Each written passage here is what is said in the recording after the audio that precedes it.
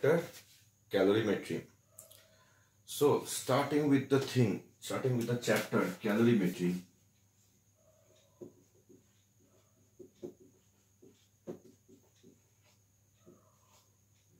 What does the word calorimetry means? What does it mean? Let's break it. Calorie means, over here it means heat. Actually calorie means that's a unit of heat, but over here calorie means heat. And metry means what? Metry means measurement. Okay, geometry. Metry means measurement. So geographical measurement, geometry. So calorimetry means heat, metry means measurement. So what does it mean? Heat, measurement. Heat is a measurable quantity. How much heat we are giving, or how much heat is getting absorbed. That is a measurable quantity. We can measure it, 100 joule, 200 joule. So that is how this whole concept comes, called calorimetry, measuring heat. Okay, easy, measuring heat, called calorimetry. Now let us start this chapter as how every substance that you have is made up of molecules, These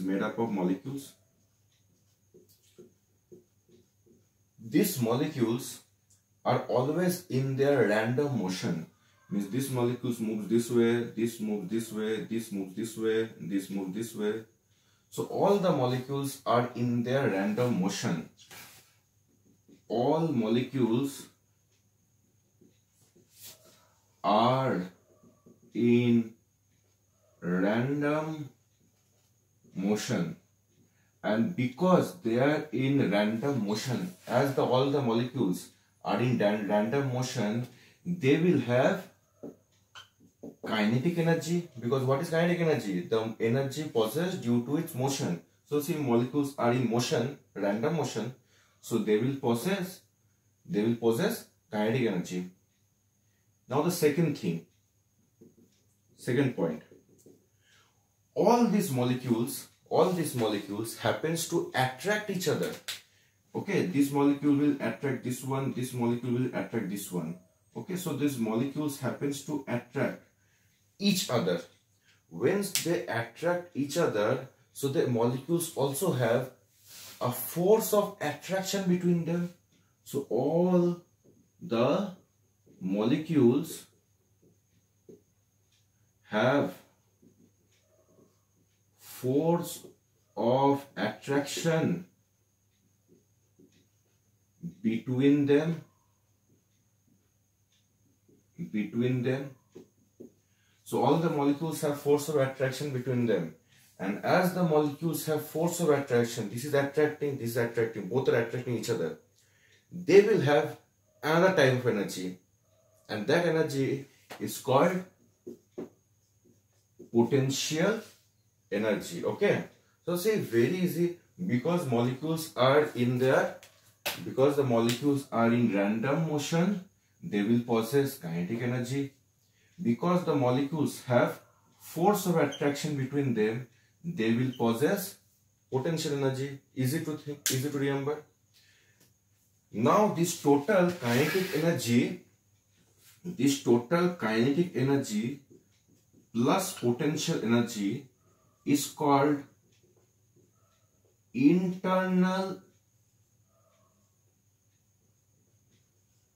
energy. Okay, the total kinetic energy plus total potential energy of all the molecules, not of one molecule, kinetic energy and potential energy of all the molecules is equal to the internal energy of all the molecules. And that means what? Internal energy of the body. Understood? Kinetic energy of not only one molecule, I am stating kinetic energy of, say over there are near about 20 molecules. So kinetic energy of say 20 molecules plus potential energy of the 20 molecules becomes what? Internal energy of the 20 molecules. That is what? Internal energy of the body. Clear? And this internal energy that the body has, that is called heat energy. So this internal energy, this internal energy that the body has, that is called heat energy, or we simply say heat. Okay, heat energy or heat. So see, simple things. If I have to just recollect whatever I have said to you, because of random motion, kinetic energy; because of force of attraction, potential energy. Kinetic energy plus potential energy of all the molecules equal to heat energy, and that heat energy, kinetic energy and potential energy of all the molecules is equal to internal energy, and that internal energy is called heat energy. That internal energy is called the heat energy. So from there, if I ask you what is the definition of heat, what you will say? Heat is the internal energy of all the molecules. Heat energy is the internal energy of the molecules possessed by the random motion of the molecules and also due to force of attraction of the molecules. Clear? Okay, you can see your book and given the same definition.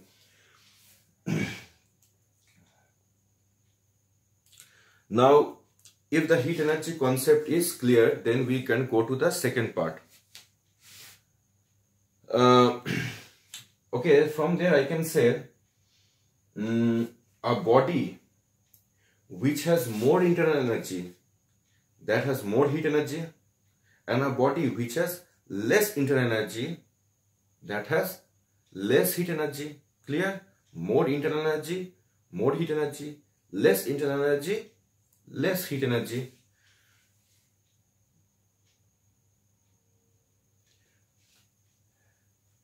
And okay,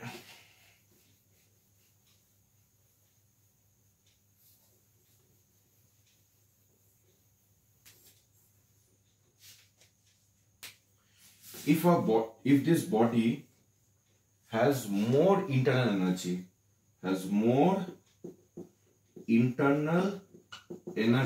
then the body will have what?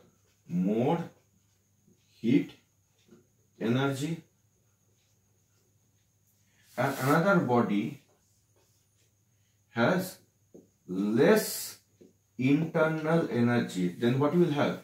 It will have less heat energy. Clear?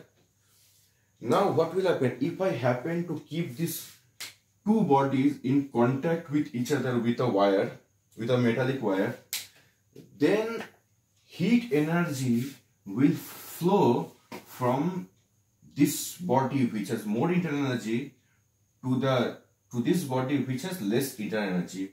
So what happens? This heat energy flows. So heat energy happens to flow.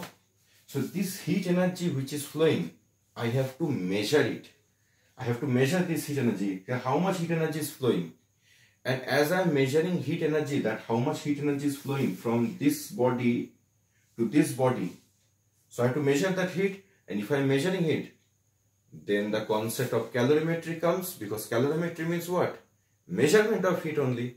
So this measurement of heat, when it's going from a body which has more internal energy to a body which has less internal energy, is to be measured, and that is where our concept of calorimetry, or this chapter calorimetry, is introduced. Okay.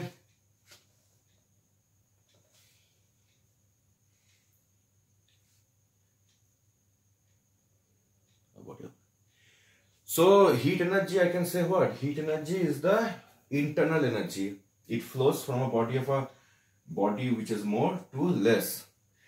Also, can I say that the cold body energy increase? Okay, when heat energy flows, what happens? Think, it has more internal energy. Now this heat energy from this body is flowing. So what happens? This body's internal energy will do what? Will decrease. So after the heat energy flows, suppose right now it has 100 and it has 20. Okay. So as the heat energy flows from 100 to 20, it will become 100 will become how much? Say less, it will become 50, and 20 will gain, it will become 50. So what happens? It loses the internal energy, and it over here, if you see, it gains. So over here it loses and it gains. So the body which has more internal energy, if it transfers the heat energy, it himself loses that heat energy, and the other body happens to gain the exact amount of heat energy. And the heat energy of that body, what happens? The potential internal energy of the body, that other body, that happens to increase. Clear?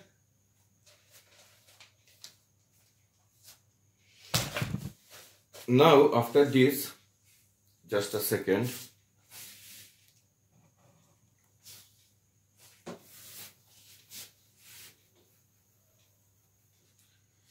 Now since heat is a measurable quantity, heat is a what? Heat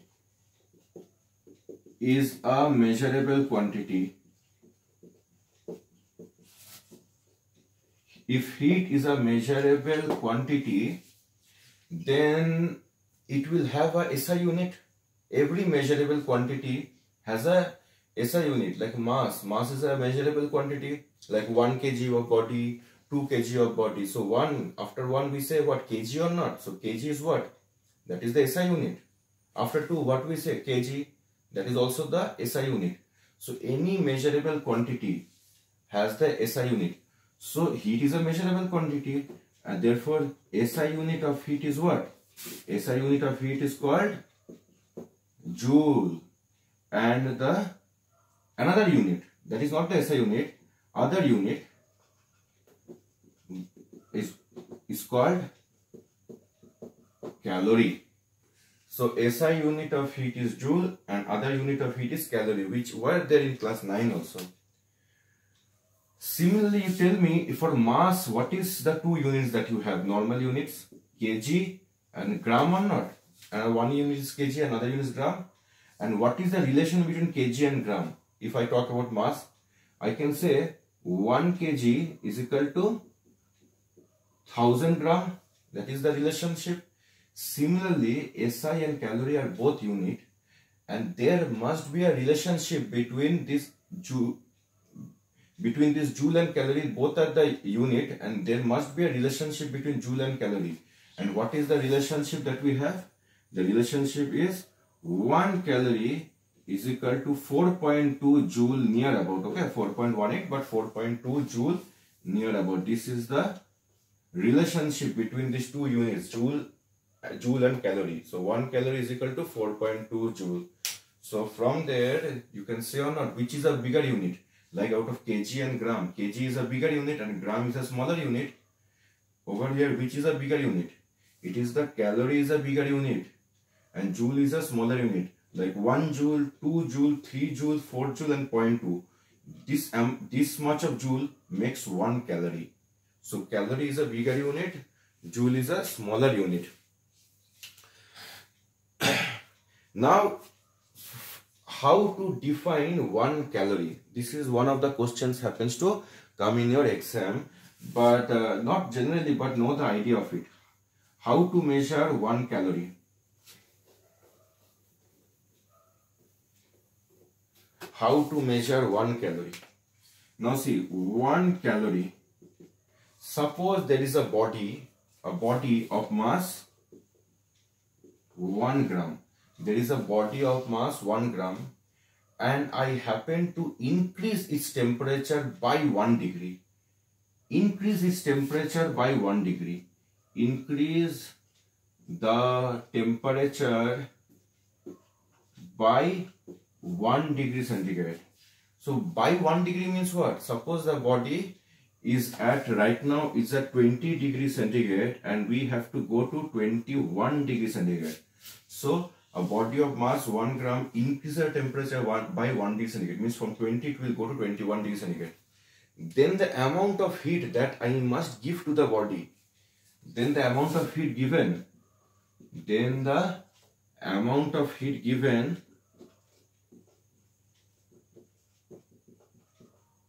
is 1 calorie. Then the amount of heat is given is 1 calorie. So this was the general definition. But there is a problem with this definition. You know, if I take the body, if I say the mass of 1 gram, I think over here, if I take the body as water, now the water doesn't happens to rise the temperature uniformly. Means from 21 to 20, initially it was not increasing, then suddenly it increased. I don't need that kind of an increase. Means sudden. So from 20, it is going to 21. Okay, so heat is initially like this and then goes like this. That's a non-uniform. I do not need this kind of a curve. I need this kind of a graph, like uniform increase of heat. Uniform heat. That only happens at this temperature. So that only happens at this temperature from 14.5 degrees centigrade to 15.5 degrees centigrade. So mass of 1 gram, actually I have to write mass of 1 gram of water increases the temperature by 1 degree from 14.5 to 15.5. Then the amount of heat given, or say amount of heat absorbed, is 1 calorie. So you must be thinking, so why the temperature is this from 14.5 to 15.5? Because if I keep this temperature over here 14.5 and I keep this temperature 15.5, then what happens?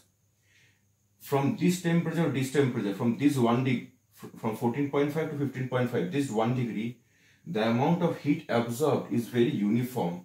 And so I get the exact amount of heat is required by the body, and that comes out to be 1 calorie. Other temperatures, no, the amount of heat absorbed is very non-uniform. Initially, it doesn't absorb and suddenly it absorbs, something like that. Okay, so that is why we take in this temperature range from 14.5 to 15.5. Now, there is also something known as 1 kilocalorie. There is something also known as 1 kilocalorie. So 1 kilocalorie means what? 1000 calorie. 1 kilocalorie is 1000 calorie.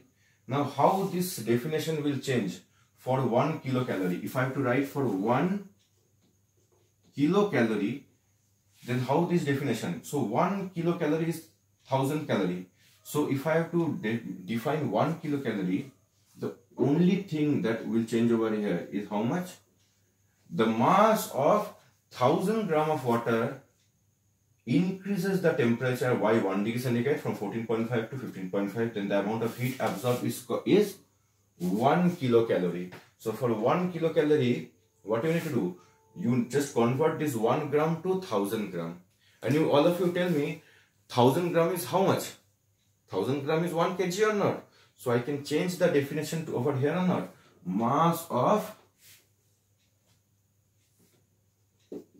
1 kg of water increase the temperature by 1 degree centigrade from this to this. Then the amount of heat absorbed is 1 kilocalorie. So see, it is very easy. For 1 calorie, it is 1 gram. For 1 kilocalorie, it is 1000 gram. And 1000 gram is nothing but 1 kg. So mass of 1 kg increases by 1 degree. But when you take 1 degree, you take this temperature range from 14.5 to 15.5. Then the amount of heat absorbed is 1 kilocalorie. Is it clear? Now, till here I think it is clear. Then we go to this next part. This next part is called,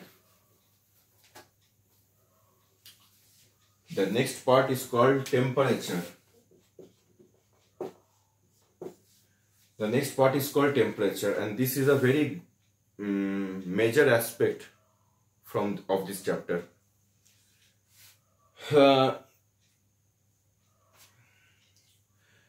Suppose a hot body is kept in contact with a cold body. Then what happens? Then if I keep both the bodies in contact, then what will happen? Think.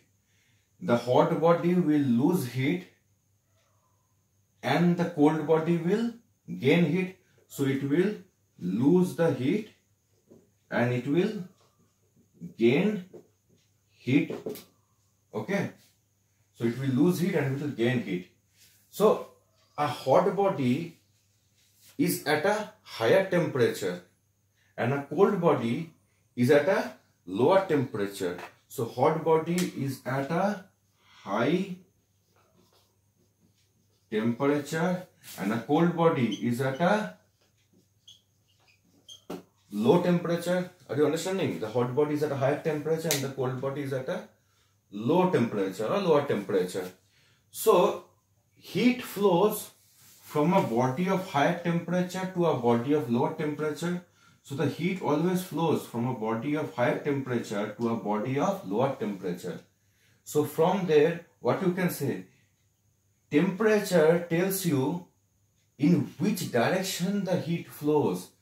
Temperature tells you what? In which direction the heat is flowing. The heat is flowing from a higher temperature to a lower temperature. So temperature is a state of the body, means it's the amount hotness or the coldness of the body. So temperature, how you can define temperature? It is the physical state of the body, means the hotness or coldness of the body. Along with that, what is the major function of temperature?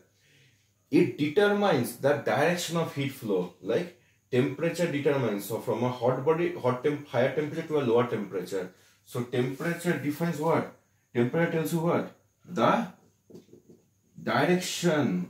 It determines the direction of heat flow. Clear?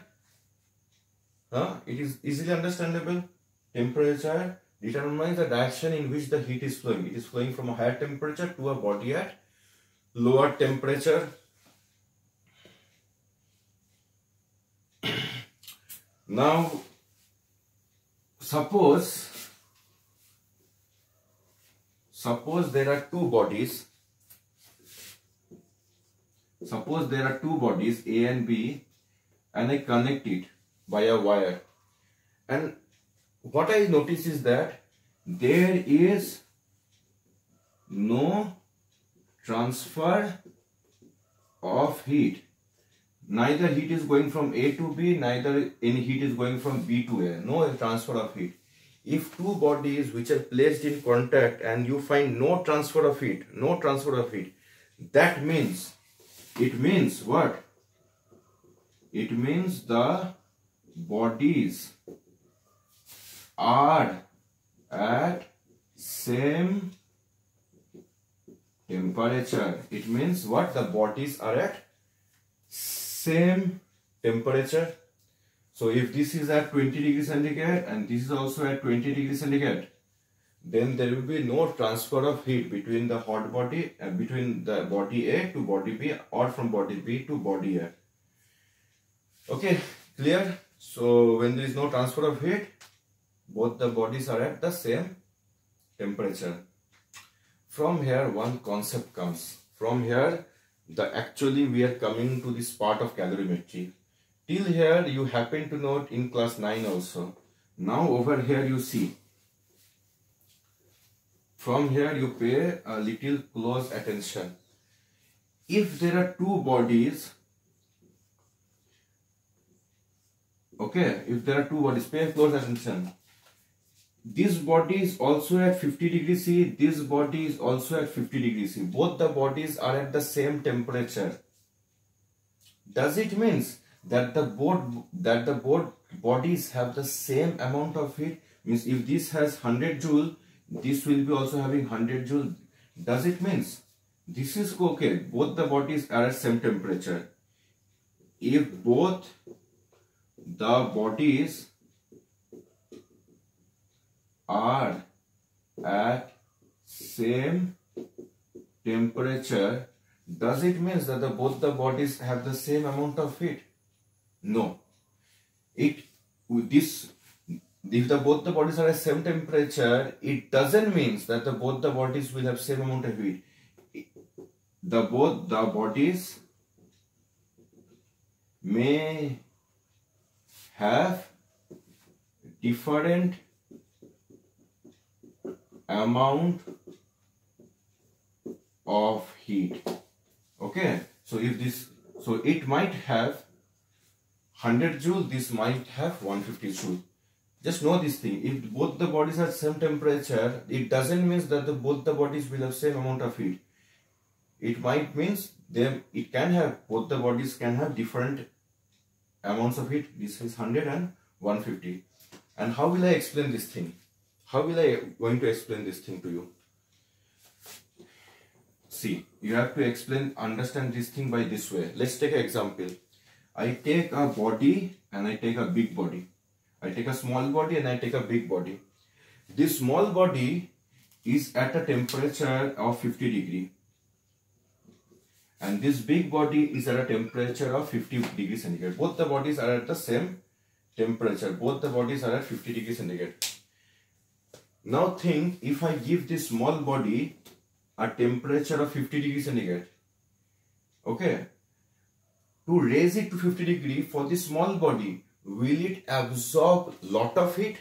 Small body, if I have to go from say 20 to 50, small body, no, it will acquire how much? Lesser heat, because less mass, so it will acquire lesser heat. So suppose this only acquires 100 joule, but since this body is a very big body, to go from 20 to 50, it will require a lot of heat, because that whole heat has to be distributed in the whole bulk of the body, in the whole surface, everywhere. So this bigger body, for the same rise of temperature, will absorb more heat, So this body might acquire 500 joule of heat. So see, both the bodies are at same temperature, but to bring this body to 50 degrees centigrade, I require lesser amount of heat. Only 100 joule was enough.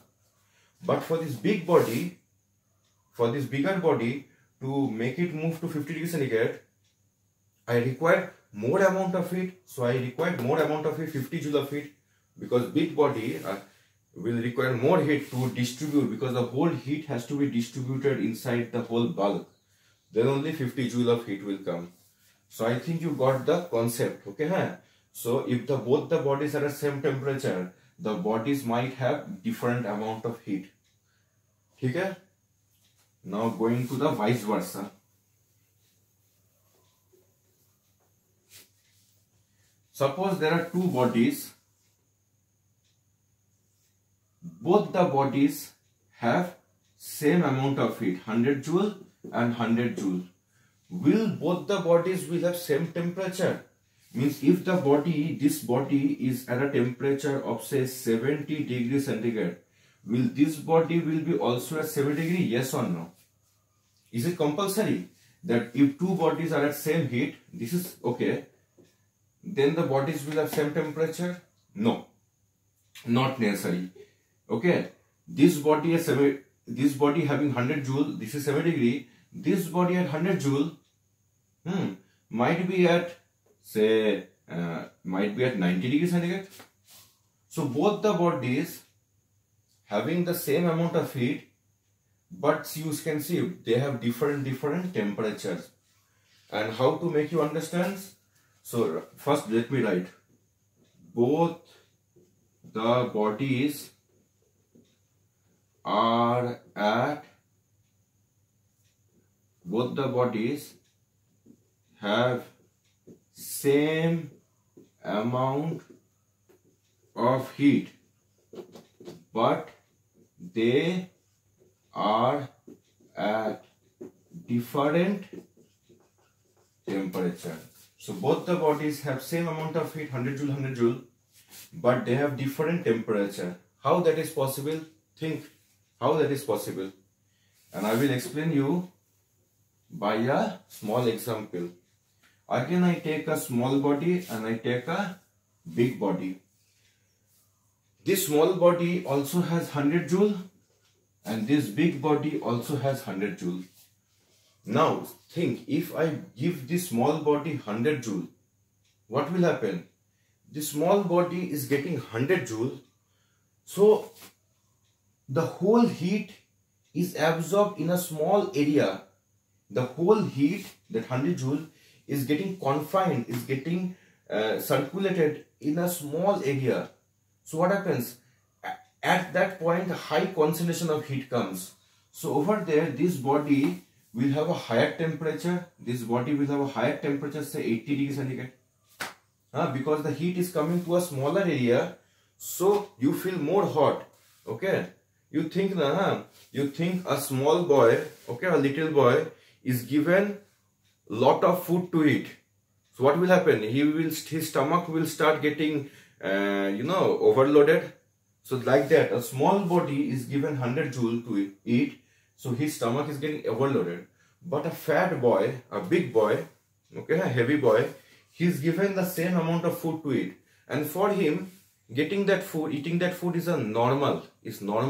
So on this body, if I happen to give 100 joule, this 100 joule is getting circulated over a larger area. So what happens? The heat will not be concentrated on this particular point or this particular point or this particular point. It will be throughout the whole bulk. So as a result, if we touch the body, we might not get burnt. We might not get our hands burned, because that will be warm but not very hot. So this body might be only at 40 degrees centigrade. You understood this concept? Say a small boy is given whole lot of food to eat, so his stomach will be getting fully overloaded. So for him it is very high. So for that body, small body's 100 joule is a lot of heat, so the temperature increases. But for the big body, if I give 100 joule of heat, that's a normal thing. So the heat gets evenly distributed throughout the whole bulk of the body, inside, outside, surface, everywhere. And so the temperature doesn't rises that much. So the temperature only becomes 40 degrees centigrade. So if both the bodies have same amount of heat, but they have different temperatures. So you understood this concept of this temperature part. After this, what we have?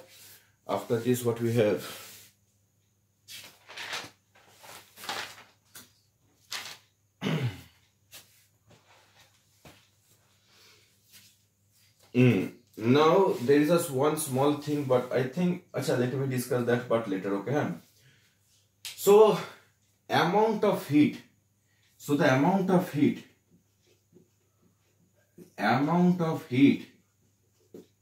our body absorbs depends upon 3 factors. I'll first write the 3 factors and then I will explain each of them. Okay, let me write the 3 factors. It depends first on mass. It depends second on rise of temperature. And the third factor depends on what? Material. So these are the 3. So amount of heat our body will absorb depends on these 3 factors. And trust me, you remember these 3 factors, you learn these three factors, because when we will come to the numerical part, it will be required. Okay, if you understand these 3 things, then only the numericals for this chapter could be understood in a proper way.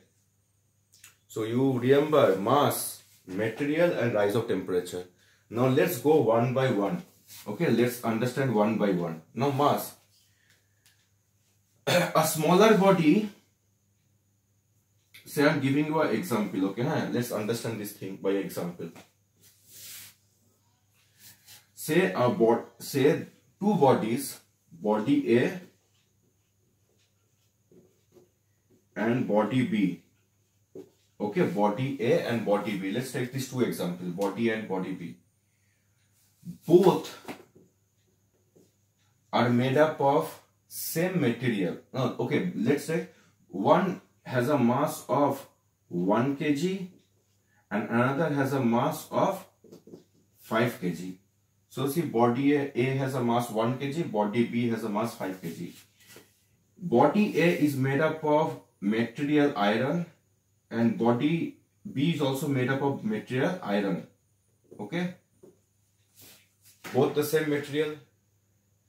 Now I want to increase the temperature of body A from 20 degrees centigrade to 50 degrees centigrade, and body B also the same way.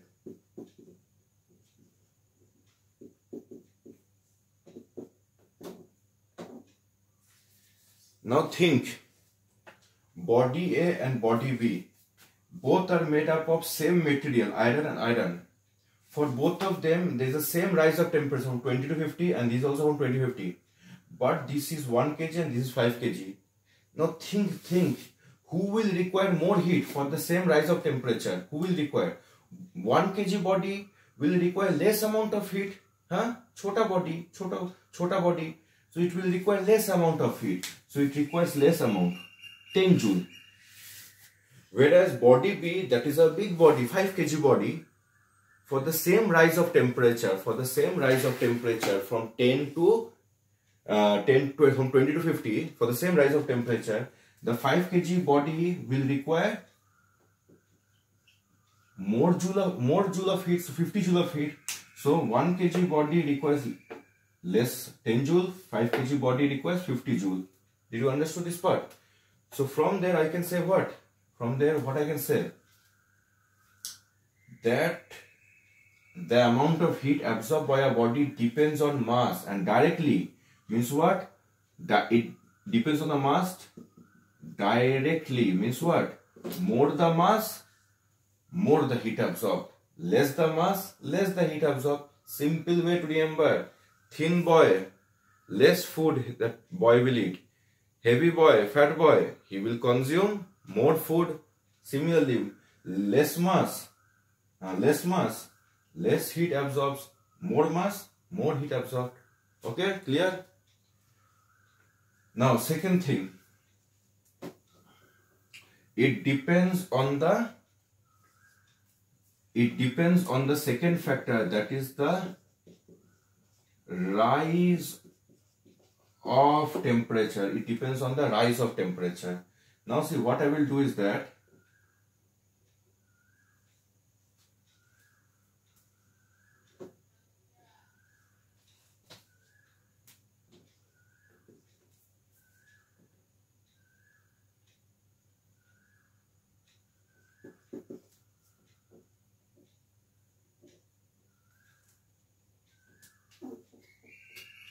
now think, now see, body A and body B both have the same mass. See, 2 kg. Both are made up of iron. But the body A wants to go from the temperature 20 to temperature 50, and body B wants to go from the temperature 20 to temperature 90. So over here, what is the increase of temperature? What is the increase? This increase is how much? 30 degree. 50 minus 20, 30. And what is the increase of temperature for the second point? Can I say? It is 70 degrees centigrade. So see, over here, body A increases the temperature by 30 degrees centigrade. The body B increases the temperature by 70 degrees centigrade. And this difference of temperature, is actually called delta T. This is called delta T. So delta means what? Difference. T means temperature. So over here, difference of temperature or delta T is equal to 30 degrees centigrade. Over here, difference of temperature or delta T is equal to how much? 70 degrees centigrade. Now, do you think both the bodies will require same amount of heat or different amount of heat? Think. Both the bodies will require the same amount of heat or different amount of heat? I think it is easily understood the bodies will require different amount of heat.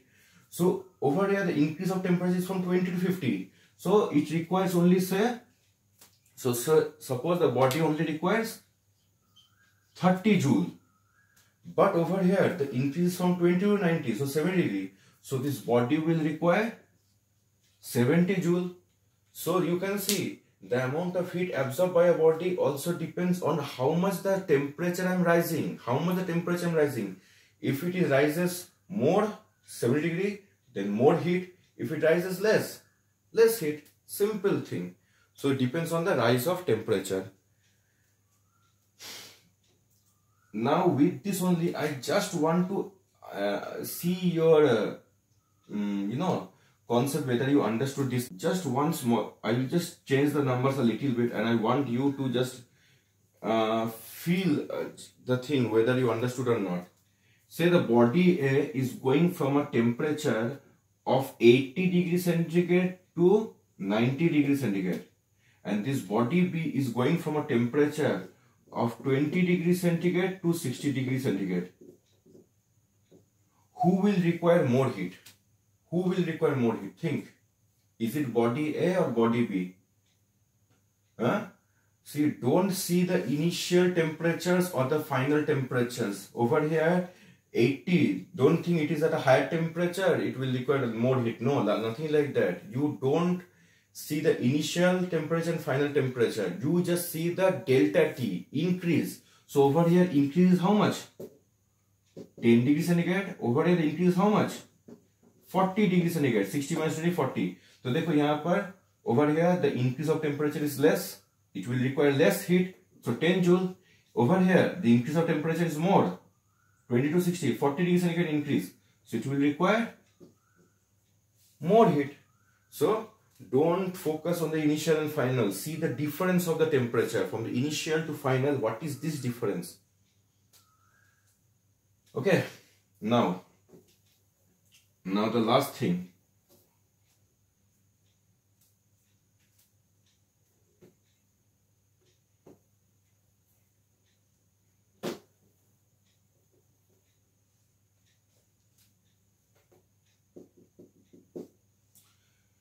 Amount of heat absorbed by a body also depends on the material of the body. It also depends on the material, on what material you make. Suppose body A is of 2 kg is made up of copper, and body B is also 2 kg, same mass, but this is made of iron. It is going from 10 degrees centigrade to 30 degrees centigrade. This is also going from 10 degrees centigrade to 30 degrees centigrade. So you can see both the bodies are of same mass, going through the same rise of temperature. How much? 10 to 30. Delta T is how much over here? 20. Delta T is 20. So for both of them, delta T is 20. Over here also delta T is 20 degrees centigrade. So both the bodies are going with the same rise of temperature. But you see the difference. What is the difference? Difference is in material. Difference is in material. So see, copper will do what? Copper will absorb more heat or less heat, and iron will. Copper actually is a material which is a good conductor of heat. So to go from 10 to 30, it will go like this. To go from 10 to 30, it's a good conductor of heat. It will go like this. So it will absorb less amount. Look, it is going from this temperature to this temperature in a small interval of time. ऐसे फटक से निकल जाएगा. So it will absorb less amount of heat. So this will absorb, say, only 10 joule. But iron, on the other hand, is not ready to go from 10 to 30 quite easily. It will require lot of heat. It will require more heat, and then after getting that amount, that large amount of heat, finally it will go from 10 to 30. So iron, on the other hand, will absorb, say, 50 joule of heat. Okay. So see, it depends on the material also. It depends on the material. So if I have a material like copper, it will absorb less heat. If I have a material like iron, it will require more heat. So it depends on the third factor, which is called material also. So that is why I have explained these three factors to you. Now, so amount of heat absorbed by a body, it depends directly on the mass. It depends directly on the mass. It depends directly on the difference of temperature. Delta T means what? The rise of temperature, the difference of temperature between the final and initial. If I combine both of them, can I say amount of heat absorbed? Amount of heat absorbed is proportional to m into delta T. If I combine m and delta T, now amount of heat absorbed, that is represented by the letter Q. Okay, this capital Q represents the amount of heat absorbed. So Q is proportional to m delta T. Now in physics there is a concept. I have to remove the proportionality by introducing a constant. So replace the proportionality with a equal to sign and I put a constant. Okay, let's put a constant C and into m delta T. So this C is a what? C is called the constant of proportionality. So this C is what? Constant. And this constant is called over here specific heat capacity. Okay, this C has got a very good defined name. This C's name is what? Specific heat capacity. That is the name of C. Okay, and this C actually depends on the material. So this C depends on the material. Every material has its own value of C. For copper it is 0.4, for water it is 4. So amount of heat absorbed by a body is equal to how much? If I write it, it is mc delta T. Remember this formula. Q is equal to mc delta T. The amount of heat absorbed by a body depends on the mass. More the mass, more the heat required. It depends on delta T. More the rise of temperature, more the heat required, and also depends upon C, that is the specific heat capacity, and specific heat capacity depends on the material. It also depends on the material. Some materials require less heat and rises the temperature a lot. Some material requires lot of heat and then only it will allow the temperature to rise. So Q depends on mc delta T. Clear? So I think this was the introduction part, and one thing, just one concept which is there, but it is taught in class 9 also, and there is nothing much important you can say from the exam point of view. Kelvin scale is equal to centigrade scale plus 273. Okay, in Kelvin scale is equal to centigrade scale plus 273. Means if your temperature right now is 27 degrees centigrade, how much that is in Kelvin? So 27 plus 273, which is equal to 300. Okay, so 300 is what? 300 Kelvin. If your Celsius scale right now is 50 degrees centigrade, so how much that is in Kelvin? If C is 50 degrees centigrade, then how much that is in Kelvin? With 50, you add 273, and that gives you how much? 323. So 50 degrees centigrade actually in Kelvin scale is how much? 323 Kelvin. I think I'm correct with my calculation. Yes. So this is one thing given in your book. So till today, this is the introduction of calorimetry chapter. So go through firstly. Now you see the full lecture. If you have any doubt regarding any particular part, please write down in the comment section. Okay. Now I will be giving whatever I taught you today. I will be giving you notes.